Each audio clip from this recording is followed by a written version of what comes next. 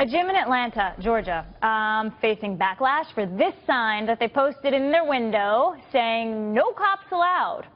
EAV Barbell also holding a no military policy, banning the very people that protect us from working out and getting stronger to protect us better. The gym's owner, Jim Chambers, that's him, he says his clients typically belong to minority groups and they feel uncomfortable in the presence of law enforcement. Here we go. NYPD Sergeant and the Blue Lives Matter NYC founder, Joe Imperatrice, and also with the Atlanta Police Department, Police Officer Tommy Lefevre. So glad to see both of you. Tommy, you're challenging this gym owner to a boxing match because you say, look, it's not about, breaking his nose, but it's about bridging this gap that we clearly have in the community. So, Tommy, what are you trying to do here, and is he gonna fight you? Hey, thanks for having me. It's good to be here. Sure. That is the goal. We've extended a hand, a charitable hand, if you will, towards Jim Chambers, and we're finding that he's not so open to the challenge, unfortunately. And I guess what I want to say today is I really feel like this is a great example of what we're up against today, policing in this country. We get dealt kind of a cheap shot, and we extend the hand in response, and it's pushed away. So really think about that. Right down the street from his gym and right down the street from his home where I've patrolled in that part of the city in the past. He knows about the neighborhoods. He knows about Thomasville Heights. He knows about Mechanicsville. He knows about Vine City. All the places that every police officer knows of. That's a pretty bad area, and you've got kids sleeping on floors.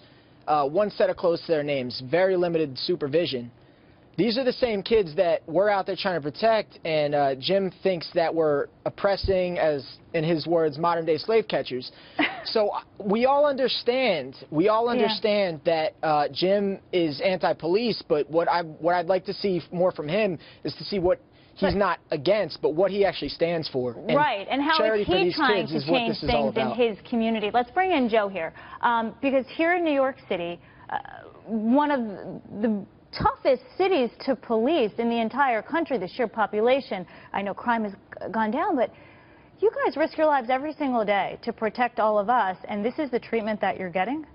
It's disgraceful because yesterday we had an officer we could have been preparing for another funeral again that ends up getting lucky and surviving being shot several times. Officer Familia, almost a month ago, Ramos and Lou, Tuazolo, Holder, Moore, and it just doesn't stop. And when somebody does something like that and doesn't either want to serve a cup of coffee or doesn't want to let you into the gym, it doesn't make too much sense. And it is hurtful. Yeah, and the hatred has just reached a new level. It's hard to understand. I see police officers now. Honestly, I used to just walk right by. But now with all of these stories, to show my appreciation, I usually say, hi, how are you, whatever. I start some sort of conversation because I'm appreciating them more. Something like that goes such a long, long way because people don't see the behind the scenes of us hanging out with the kids and doing the charity work. And I think a lot of people, they just like airtime and they want their stories out and they want their couple minutes of fame, but they got to be careful what they say because it does make an impact. Speaking of charity work, I'm thinking, Tommy, about outreach to these communities that you're working in. Do you find, and I'm not familiar with how it is on the ground in Atlanta where you work, but are you with the community? Are you trying to make friends, reaching out to the kids so they feel comfortable and maybe have you as an idol, someone they could look up to? So my last year with the Atlanta Police Department, I'm now with the police department in the metro area, that is metro area Atlanta.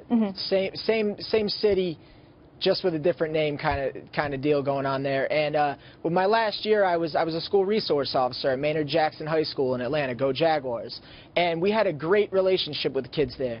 My partner, Barcelino Lacanti, would do push-ups with me every day with these kids. And what started as 1, 2 kids turned into 10. And you know what the thing is about this? It's you've got kids looking at the 10 kids that would do push-ups with us saying, you're just trying to get on the good side of the police like you would in any other high school.